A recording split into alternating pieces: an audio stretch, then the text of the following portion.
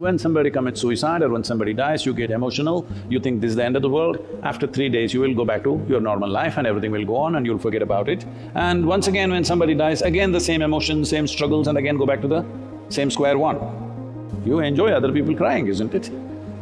You enjoy other people being in misery, you go to the cinema and they cried and their life was a disaster, you also cried, then you came out and said, what a great movie.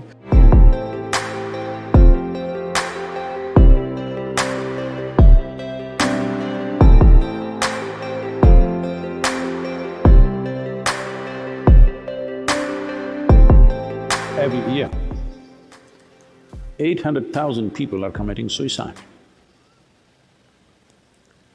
This is many times more than the number of people murdered and those who die in wars.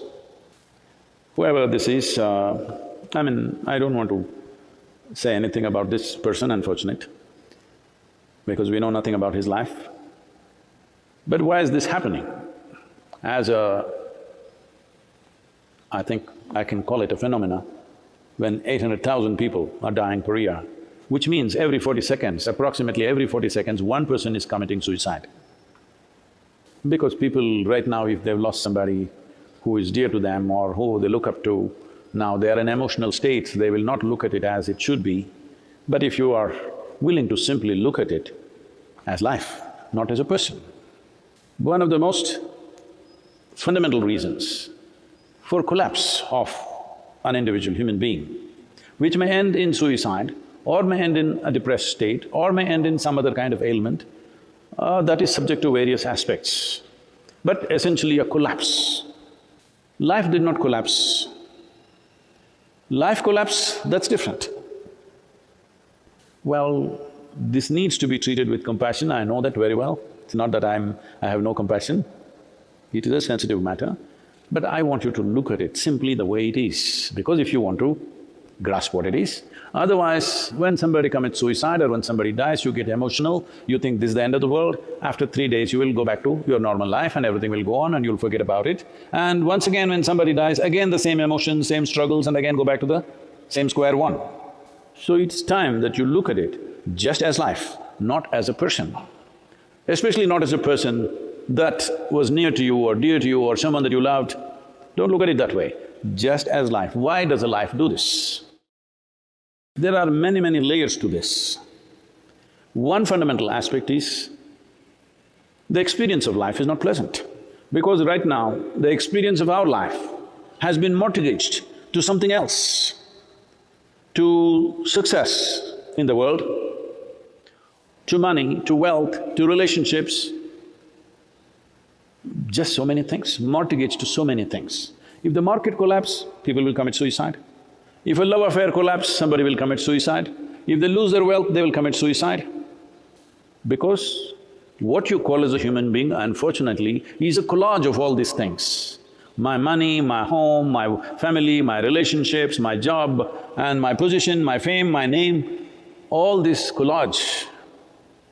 Collage means a loosely put together pieces. Anytime it can collapse. If one part of the picture somebody burns it out, it'll collapse. We have covered this in the death book to an extent of elaborateness where I will not make enemies with people.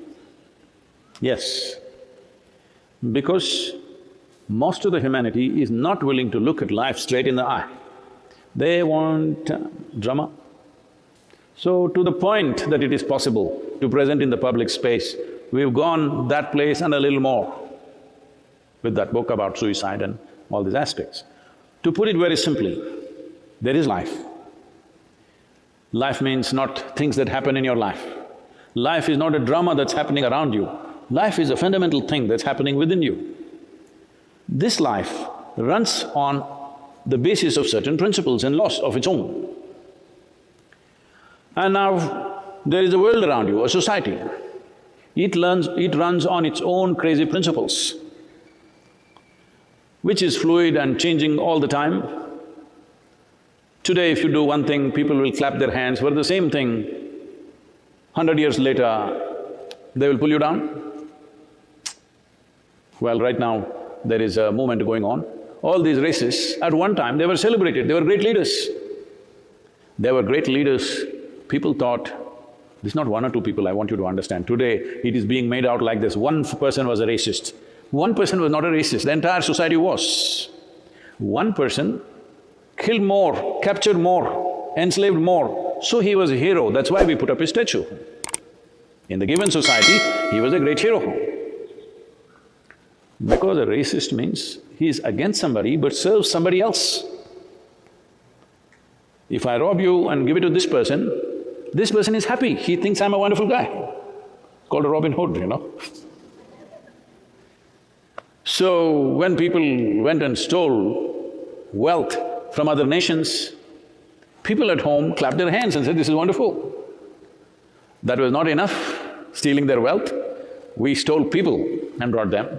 People said, this is great, these guys will work for free. People said, it's great, please understand, it's not that one guy, not that one slave trader. It is the entire society which enjoyed the fruits of slavery, no question about it. We can't escape that. So similarly, in a society, in any given society, this is not a commentary about any particular person or a particular society. In every society, there is something like this. Some are absolutely unbearable levels, others are manageable levels, but in every society, there is something like this. This happened to me very young. When I was 10, 11 maybe, by the age of 11, 11 and a half, I started looking at life in terms of what is justice, what is injustice. I found my father very unjust. I found my mother very unjust. I found my sisters and my brother very unjust. I found the political system very unjust. I found the social situation very unjust. I saw the global situation very unjust. Everything looked like injustice to me. As I saw injustice in everything, I got slowly angry. So Che Guevara became a big inspiration. I want to join armed struggle because all the unjust people I want to kill. All those people who are spreading injustice in the world, you want to kill. This is what Subramania or Kartikeya did. He went on slaughtering thousands of people. Wherever he saw injustice, slaughter. Then he realized, if you go by this mode, you will have to slaughter the entire world. Because in everything there is some injustice. Even within the ashram, a lot of people complaining, how much injustice is there in this damn place? Yes, I get all kinds of commentaries. How I am unjust? Because there is no such thing as perfect justice which will make everybody happy. It's simply not possible. Whichever way you do, within the family if there are two children, one child will feel there's injustice for him because when you cut the mango, one piece was bigger than the other. Yes, it's like this. So when you are a collage, some piece falls down and sometimes without that piece you will be little, crying and singing. Because all these things have been romanticized. When somebody cries and sings in great misery, it is considered a great song and a fantastic place. Hello? You enjoy other people crying, isn't it? You enjoy other people being in misery, you go to the cinema and they cried and their life was a disaster, you also cried, then you came out and said, what a great movie. No, I'm not commenting about the art form, but I'm saying, you enjoy other people's misery as long as it doesn't touch you. If the same things happen to you, you cry, but now tears really have bitterness. Now tears have acid, it burns into you. Otherwise, it's all a kind of nice thing. So why I'm saying this to you is, Sadhguru, when somebody, a young man has committed suicide, do you have to be so brutal? That's why I told you, I'm not talking about this person or any one person. Look at life as it is. Life is happening to a certain principle and a certain law of its own.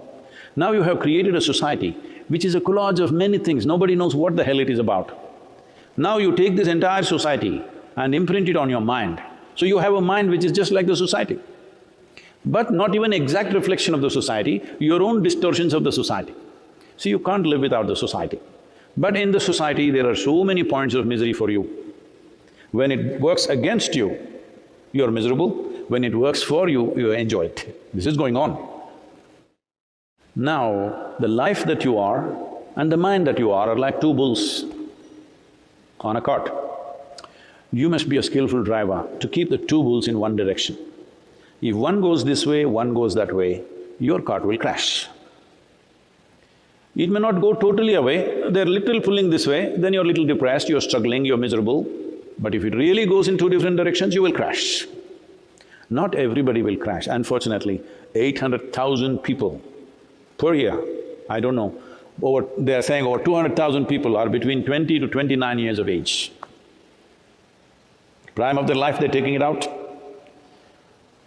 So what is their struggle? Somebody may have an incurable disease, so very painful, so he wants to end it, we will pardon him. And somebody else in a financial mess, we don't pardon him. Somebody else failed love affair, we cannot pardon him. Somebody else failed an exam, cannot pardon him at all. Like this, there are many reasons. This is not to make jokes out of them, it is just this, that all that's happening within you is, you have a mental image of what is life and you have a life. When your image doesn't match the life that you are, this life that you are is not different from the life that I am. It is not different from the life that anybody is. But your mind has become like this, it doesn't reflect life, it doesn't serve life. It thinks it's a life by itself. You start believing that your thought process and emotion is a life by itself. Your social situations are a life by itself. Now, one bull is pulling this way, one bull is trying to go straight, another bull is pulling that way. We don't know how strong the ropes are, how long it'll hold. If it doesn't crash, anyway it's a miserable ride. See, there is no need for you to end your life because Kala Bhairava, his efficiency you cannot question. He's not left one single human being undead. Never failed, isn't it? Some people lived long. This doesn't mean they escaped death, they lived well, that's all. Their mind and their life, the two bulls ran together. Or maybe they were wise enough to make it into one bull.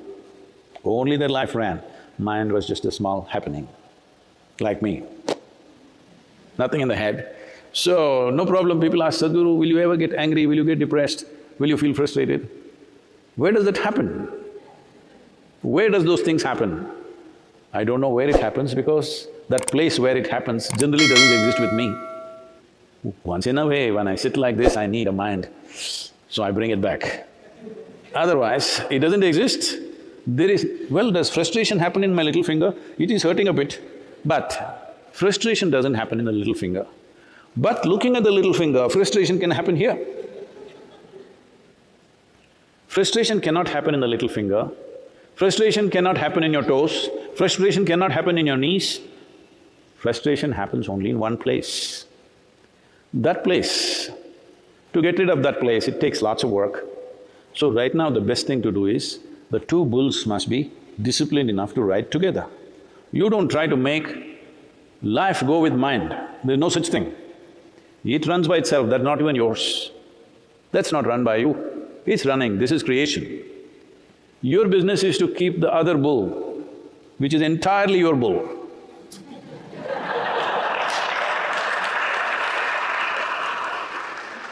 You're getting it, huh?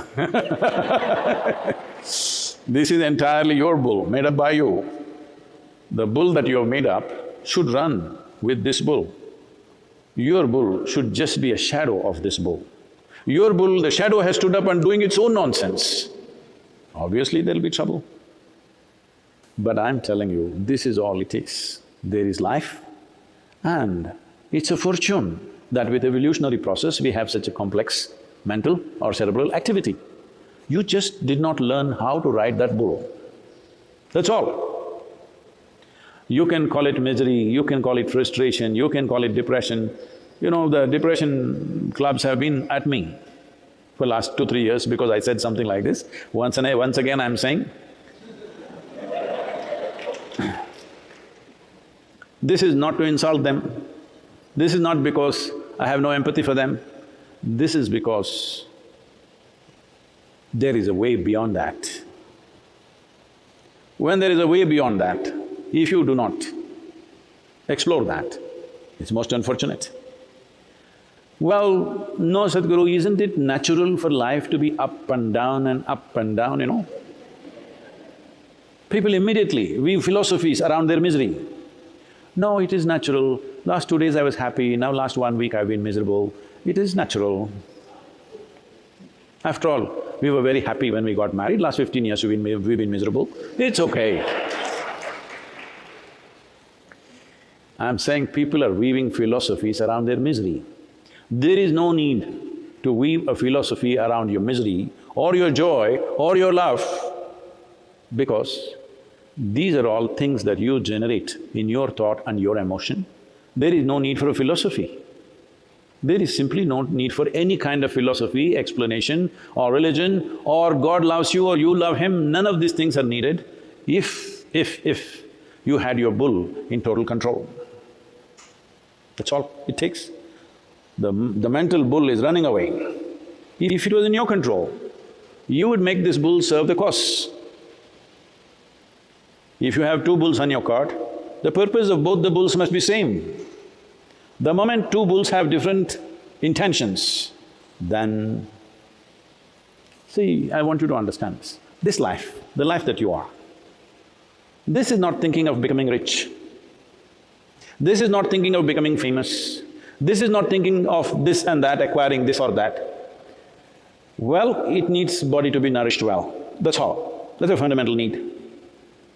If the platform of body is well nourished, it'll stay. If it is not, it'll go. But even that it does not ask. That is something that we decide that this must go on. But the life just wants to happen in an effervescent and exuberant way, as effervescently as possible, as exuberantly as possible. So this is the reason why the purpose and the activity aimed towards self-transformation is the most important activity in a human being's life.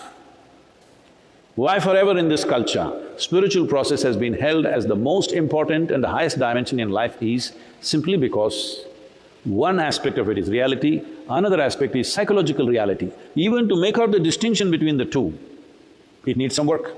Otherwise, you are thinking the bull that you have made up is a reality by itself.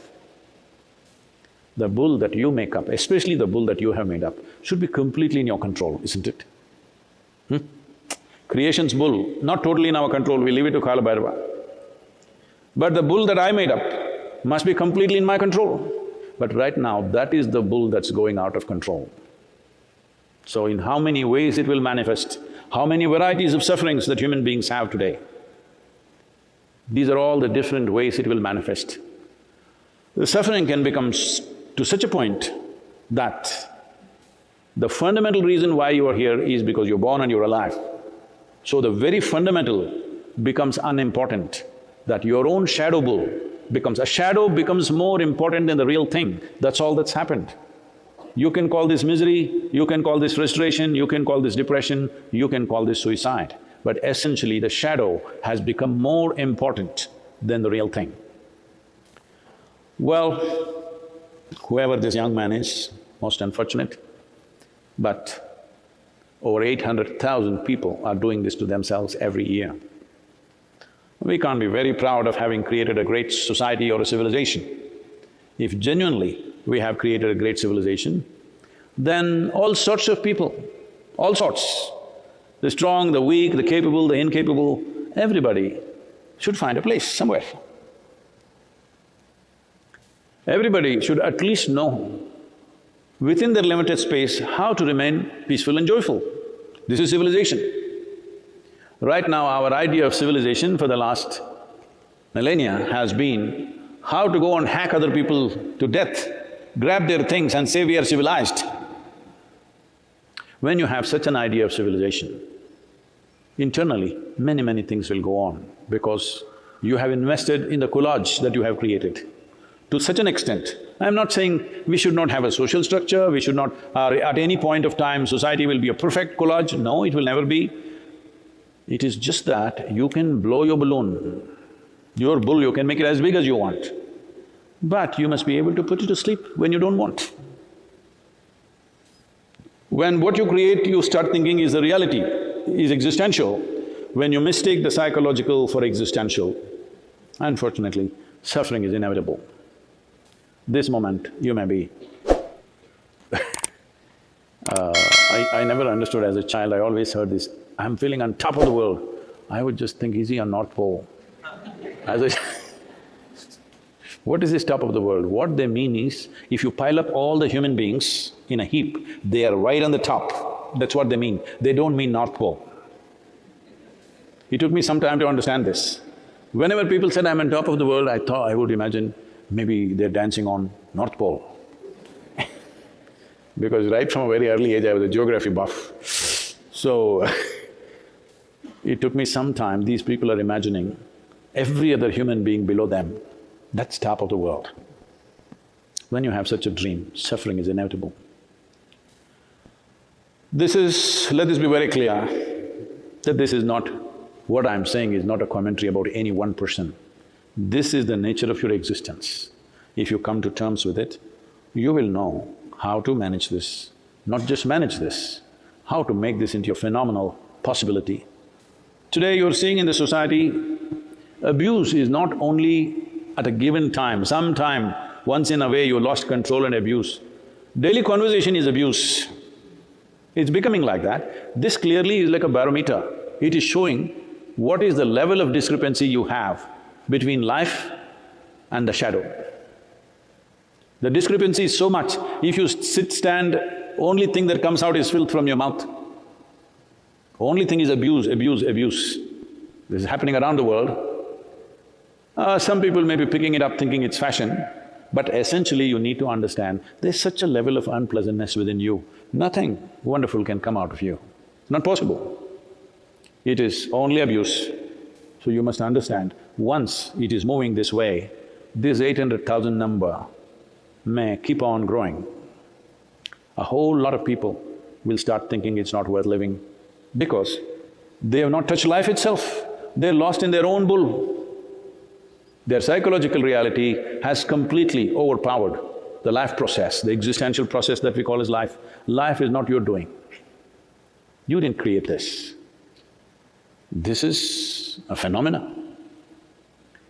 If you were part of this phenomena, like the galaxies are, like the wind is, like the water is, without cerebral activity of their own, without individual experience, you would also be fine, floating in the wind.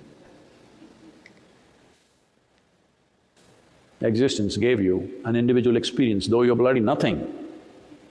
In this cosmos, you're really nothing. To this nothing, a speck, it gave you an individual experience. You can sit here and experience yourself as a separate entity. In this, there is no word.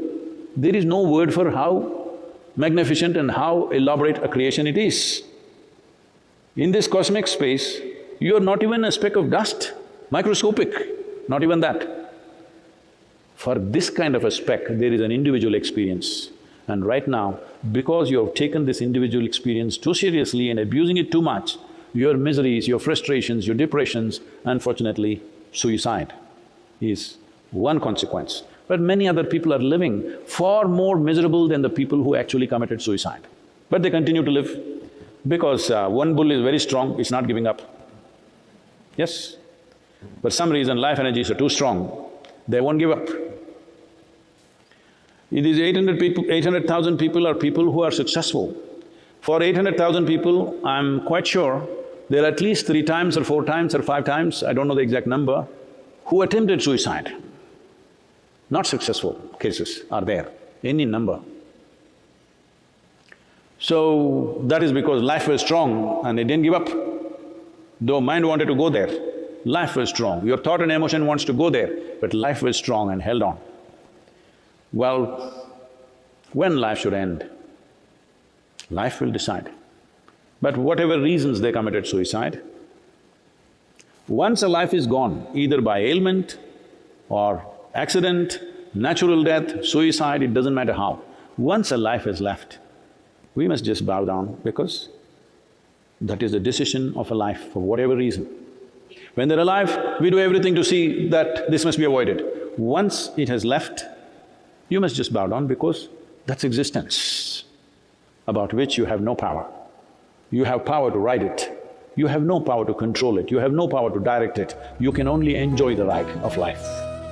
So once a life is left, whoever it is, for whatever reason, what reasons they committed suicide may look profound or silly to you, it doesn't matter why. But once a life has chosen to leave, you bow down and respect that.